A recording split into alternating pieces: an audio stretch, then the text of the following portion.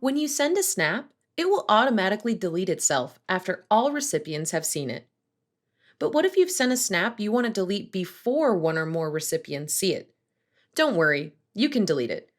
This makes it so anyone who hasn't opened it won't be able to see it at all. First, open Snapchat and swipe right to the chat screen. Tap the conversation containing the snap you want to delete.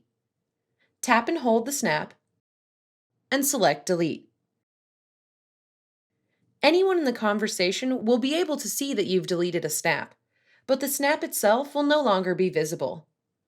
Keep in mind that if anyone in the chat has downloaded or screen captured your snap, there's no way for Snapchat to remove it from that person's phone or tablet. If you've shared a snap to your Snapchat story instead of to a chat, it will delete automatically after 24 hours. If you'd like, you can delete it sooner than that. Tap your profile photo, then tap My Story to open your story.